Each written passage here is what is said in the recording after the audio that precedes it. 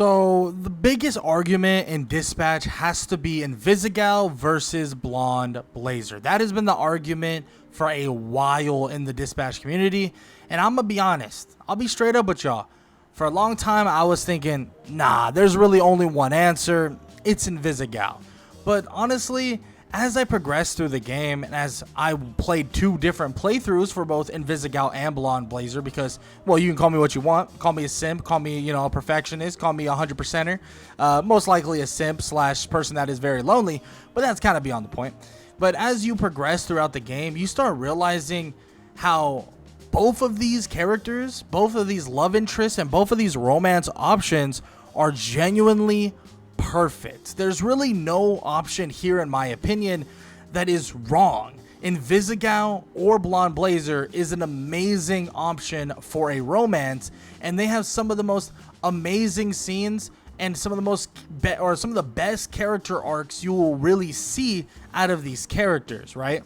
And now, like I said, I was on the Vizzy train for sure. I was on the Vizzy train with the first playthrough, but I just felt like at that moment that Invisigal was the perfect character to suit up with Robert, right? It felt like the fact that he was working with villains, trying to be better with the villains and try to make the villains better people, it was kind of the perfect idea to have somebody or two people fall in love with each other involving a villain / former villain relationship with an actual hero. Because guess what? Mecha Man was a hero, like top tier hero. So it was kind of perfect with the idea. Former villain, or at least trying to reforming like villain with a pretty damn substantial hero. But like I said, during my second playthrough, I was watching all the scenes. I had with Blazer and with Mandy, which is obviously the same person, but watching both of them go throughout their little arc as well. And it made me think genuinely there was no wrong option, right? Unless you romance Vizzy, then cut her like an idiot, and now you're just a lonely dude. But hey, maybe maybe you like that. Maybe you like being lonely. Maybe you like, not having a love interest, right? But that's not really my cup of tea.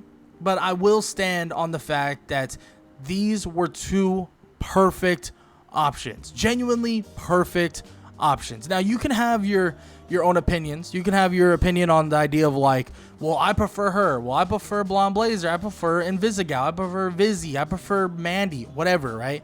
You can have your opinions, but in all honesty, I don't think there's a wrong option here. By all means, I don't believe there is a wrong option. Now, does Vizzy technically have associations with Shroud? Was she like an evil villain in terms of the fact that she sabotaged Robert? Was a part of the reason why he lost the ability to utilize the mecha suit? Of course. But that makes the character that much more rich. And that's who I want to start talking about first. Let's start with talking about Vizzy. Vizzy is like this open book that makes a lot of HR violation jokes to try to soften and kind of mess with the mood just a little bit. And when you start cracking that outer shell, though, of Vizzy, you realize that she is really a sweet, amazing, and extremely, extremely genuine person.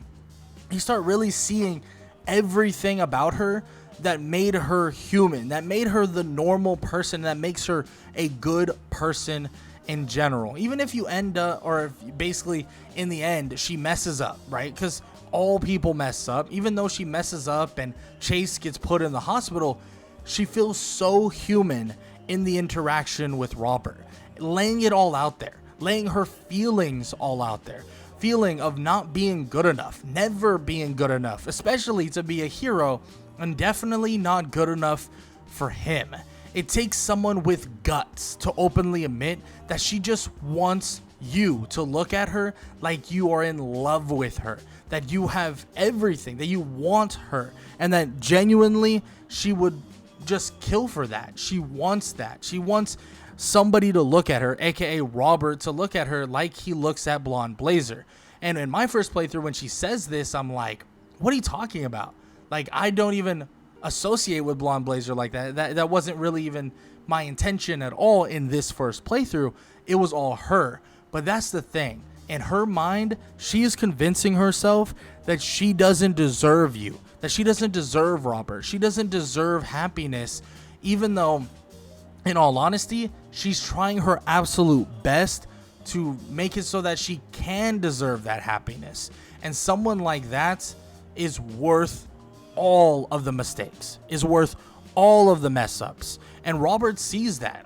If you go down the Vizzy route, you see that she is worth all the mistakes. She is worth everything, every little bit of it. All the mistakes she did, and Robert says it too, that you made all those mistakes when you were a different person, when you were a villain. That was all in your past.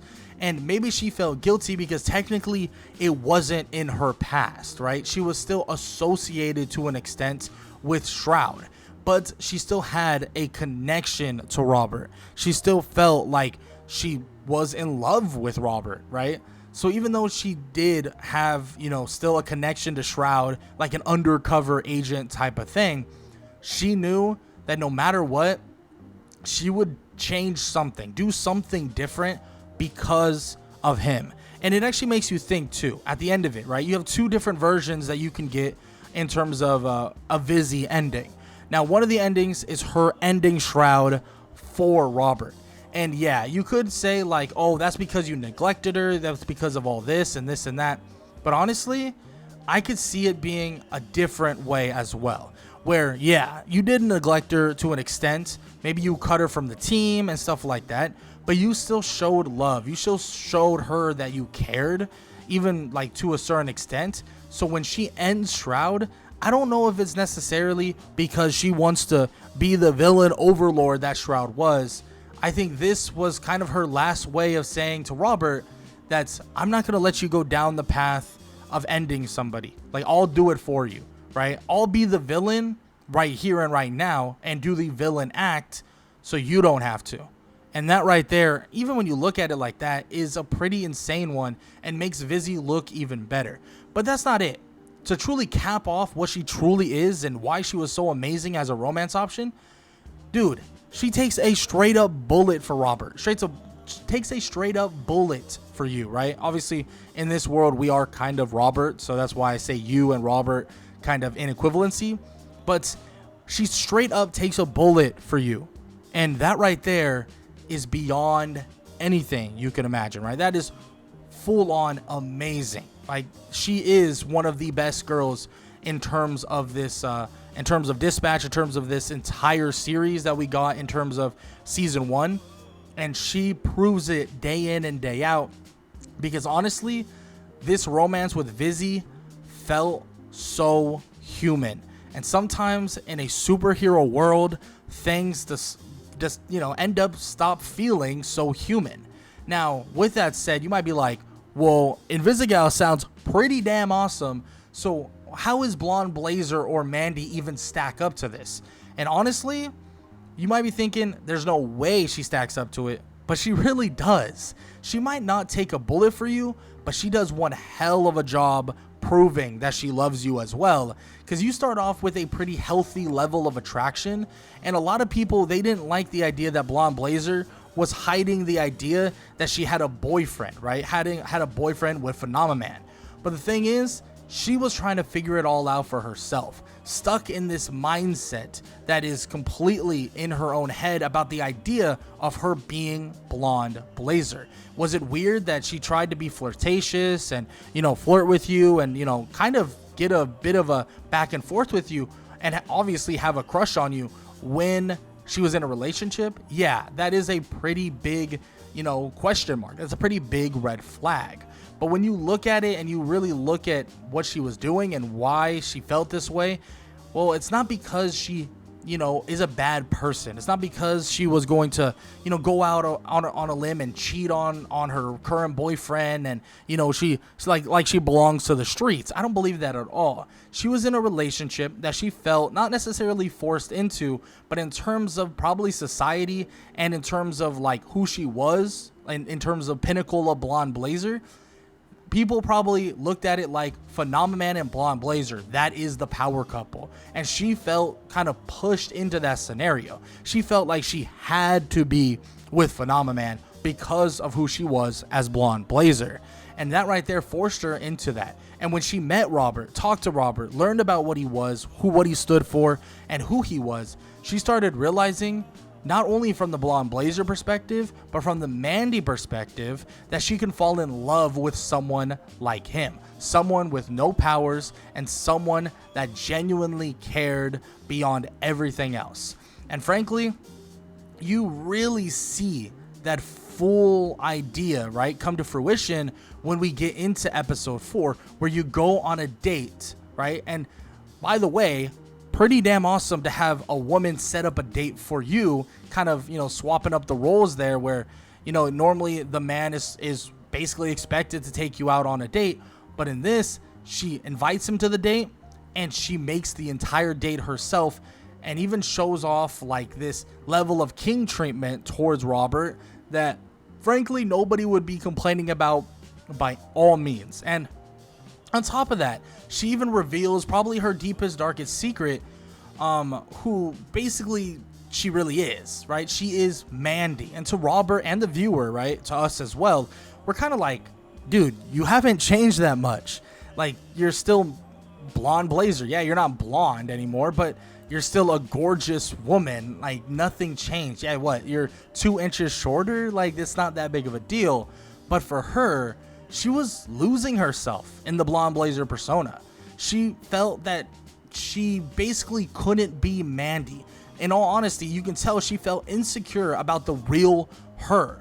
And it's kind of crazy to think that someone like Blonde Blazer, or Mandy, we know now as Mandy, was insecure. Because you look at her and you're like, whoa, like, you're perfect. You're everything, right? You're strong, you're powerful, you're all these things. You're a beautiful woman, this and that. But not everybody can feel comfortable in their skin, especially if you have 2 versions of yourself and one of them nobody knows about. So yeah, the fact that she felt comfortable enough to open up to Robert in this way and show that vulnerability adds to her character even more, and especially adds to her as a love interest. Although she did let herself be vulnerable around Robert, it doesn't mean that she is vulnerable in general, because holy, when Shroud had Robert and she showed up to save him, yeah, that is someone I would love to not only have my back, but also be my partner romantically. She is a strong female character, or a female superhero done perfectly. And when she showed up to basically fight all of Shroud's basically army and says like, well, look, I'm gonna be honest, like, you will end up taking me down, but I'm gonna take down half of you with me, and that's a freaking promise. And she did that. She stood up to basically one of the most scary villains in the world, and on top of that, his entire army stood up to them and made them absolutely piss their pants. Yeah, that type of woman is one that many people would cut off their right foot for. Like, that is a woman right there. That is someone that is beyond the standards of everything. And I know this is a superhero world, but she really stood on business.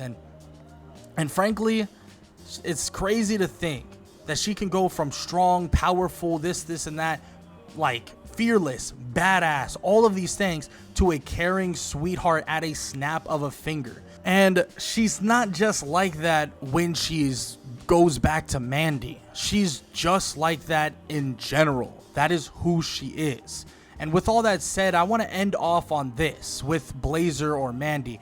She is everything we thought she was. She was just proving it without a shadow of a doubt in Dispatch. A lot of us questioned what she was, who she was. Was she kind of a bad person? Is she somehow Shroud's daughter? Is she this? Is she that?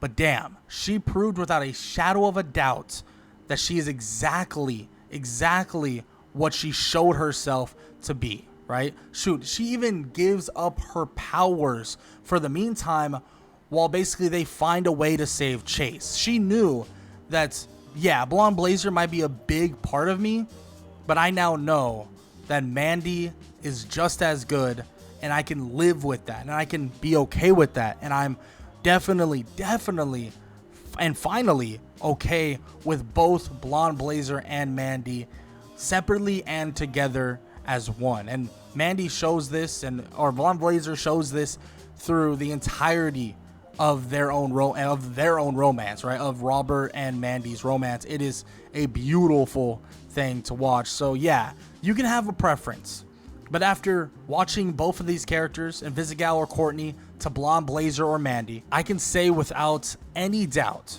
that these two were perfect romance options for an amazing game.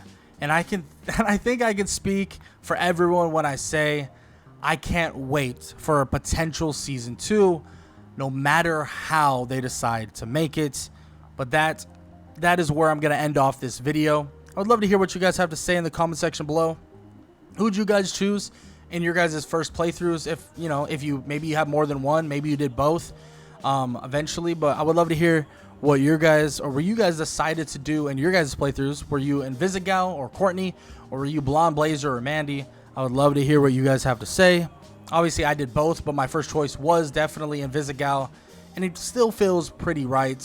But I feel like at the end of the day, these were two very perfect romance options for this storyline, and I would love to hear what you guys have to say in the comment section below.